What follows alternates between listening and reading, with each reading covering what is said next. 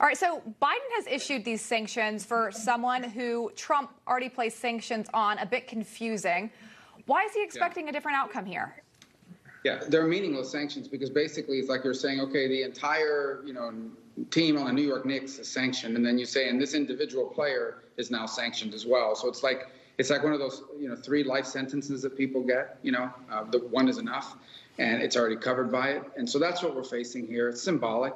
The problem is the Biden administration is getting its policy advice on Cuba apparently from a bunch of people in Miami, the same that who were in Havana in 2015 drinking mojitos at the bar at the government-owned hotels and celebrating with John Kerry the opening of our embassy.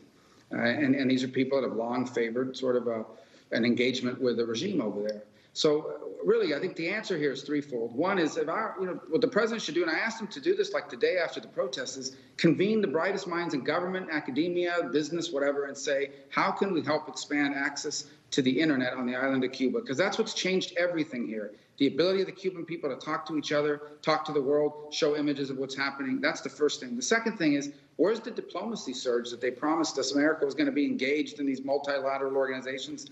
Where's the meeting of the OAS? What is supposedly an organization that exists as members of the democratic order, democratic countries of this hemisphere. They haven't even convened a meeting to denounce what Cuba did. Where's the Inter-American Human Rights Commission, them ordering them to go into Cuba and issue a report about what's happened there?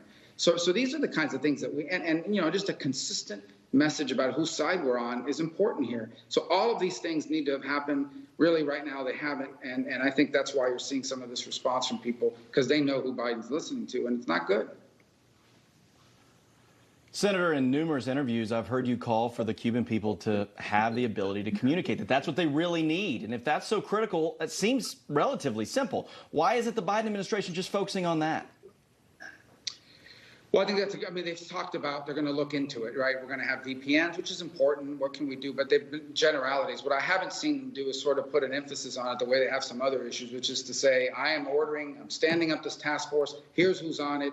It's some of the brightest people involved in all this. And I've asked them to come back to me in 15 days with options about what we can do. For example, if we made the Wi-Fi at the U.S. Embassy in Havana open and allowed people in Havana to use it, could it not be relayed then throughout the island? There's actually the capability. The Cubans are pretty innovative and creative. That's just one aspect. The other is using these radios. They would have to be stronger than the ones that were used in Puerto Rico because they can't be over Cuban airspace.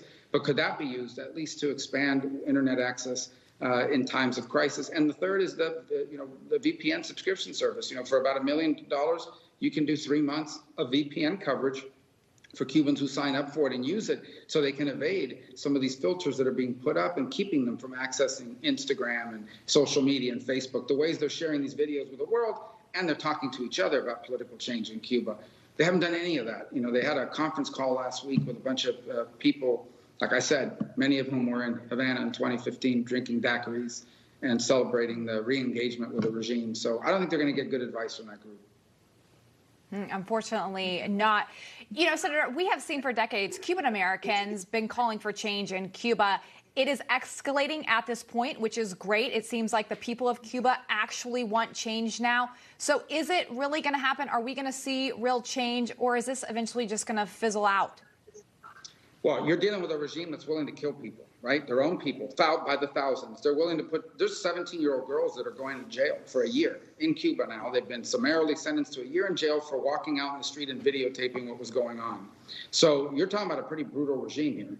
That said, I don't think after what happened on the 11th of July, it'll ever go back to being the same. The government has lost all legitimacy in the eyes of the Cuban people. They've seen their own government go out and brutalize people for simply saying, we want to be able to give our opinion without going to jail. We want to be able to own a small business. We want to be able to have the same opportunities that Cubans have over the world. And as far as Cuban Americans, I think there's 2 things happening here at once. The first is obviously the desire for freedom and liberty in Cuba, which is 90 miles from our shores. It's also a place that China and Russia use to hurt America from. And the other is to ask the fundamental question, why in God's name would we ever want to bring anything associated with what they believe over there to our politics here.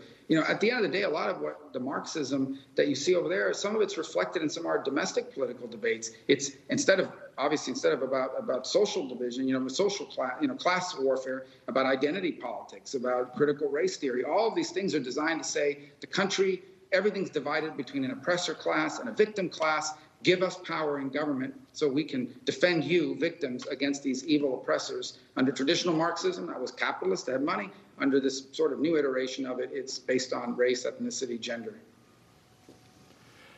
Senator, I want to get your position on the infrastructure bill that's been proposed. Your colleague, Senator Marshall, was on the show just moments ago and said that he would not support the bipartisan legislation. Where are you on that?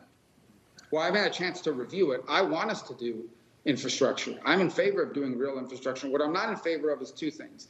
Number one, a free-for-all on the tax side, where we start raising a bunch of taxes and just, think about it. We've just been through a pandemic. You have a bunch of small businesses just recovering. The nation is in desperate need of new investment, private sector investment in creating new jobs, new industries, new capabilities, and we're going to hit them with the tax increases on top of. So I'm not in favor of that. I have to see how they're paying for all this. And that's the other point is I'm not voting for a bill that has all kinds of extraneous things in it. Now, my understanding is it doesn't have those things. And ultimately, I think the bigger issue here is not whether Republicans in the Senate are going to support this bipartisan deal. The bigger issue is the fact that the House, that has a lot of members over there that want to see a multi-trillion-dollar plan that includes as infrastructure, all kinds of social safety net spending, whether they would ever accept anything that's reasonable. So I'm not sure until we know the answer to that question, we should be investing a lot of political time on an issue that in the end, they're going to say it's not big enough, it doesn't spend enough. But I need to read it more carefully to give you an opinion as to how I'm going to vote on it. But I can tell you where my red lines are. Is I want infrastructure. I want to vote for an infrastructure bill, but I have to see how it's being paid for, and I have to see it being paid for in a way that's not counterproductive to economic growth. But I want us to do something. It's important for the country, and I hope we can. I know many Americans hope that we can as well. Senator Rubio, appreciate your time tonight. Thanks for speaking to us on Cuba, and we'll have to check back in with you on this infrastructure deal. Yeah, absolutely. Thank you for having me on.